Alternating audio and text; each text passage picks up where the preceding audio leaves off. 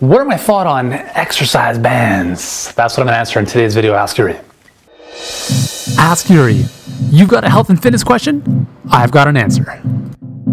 Hey guys, how's it going? Yuri here. Hope you're having a great one. Today I've got a question coming from Terrence on my Facebook wall, once again, who wants to know, what are your thoughts on exercise bands? Are they worth getting in lieu of weights, or do you think bodyweight training would be more than enough? Thank you. Okay, so I'm just reading off my iPhone here. As you can tell, I've got one of these weird looking, this is actually a kind of a different looking exercise band. Some of them have handles and you probably see them more at gyms. This is a kind of a heavier duty band that you can use with a lot of different things. And I use these for a lot of really cool multi-directional type training. So it's tough for me to demonstrate on video here, but I'll use these for a lot of leg-based single leg movements that see, the problem with a traditional weight training is that it's very linear, which means that if you squat, for instance, as an example, squatting is an amazing exercise, so are deadlifts. But the problem is that they're simply up and down. And in life, especially in sports, there's so many directional movement patterns.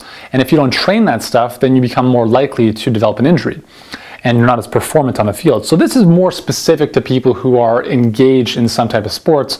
You don't have to be an elite athlete, but even if you're playing just recreational tennis or soccer or something, using these kind of bands can help you, because what you can do, and this is not even without the bands, just thinking about this in general, is training different movement patterns. So you're kind of, instead of just being up and down, now you can kind of go up and down and kind of circular type movement patterns with some of your joints, and using the band fixed against the pole, for instance, as some kind of resistance. You're moving against that, moving through that. Again, I wish I could demonstrate that over video here, but I'm not doing it justice. So what do I think about them? I think bands are awesome. The one thing you do want to consider is that the length-tension relationships of bands are not necessarily the same as your muscle normally produces with weights. By that, here's what I mean. So let's say you're doing a shoulder press, okay? So like right now, this band is lax. So I'm gonna just anchor it underneath my foot. Now I can't even lift this up because it's already very tight. But let's just say I were to anchor it under my foot and I were to push this above my head. As the band extends, it becomes more tense, okay? So what that means is that in the earlier parts of the motion, you don't get as much tension developed in the muscle as you do at the latter stages. Okay, so that becomes a little bit of an issue because, for instance, with weights, if you're lifting 20 pounds above your head, 20 pounds is 20 pounds from here to there. It's the same tension. Here, this might be initially, this could be 5 pounds, 7, 10, 12, 30, who knows? So the tension increases as you extend the band. So that can be good sometimes, not so good other times, depending on what you're training for. But nonetheless, I mean, I think weight bands are awesome. The resistance bands, I should say, are a great training tool. I don't think they replace weights. I think they're an adjunct to weights as well as bodyweight training. So Terrence, I hope that answers your question.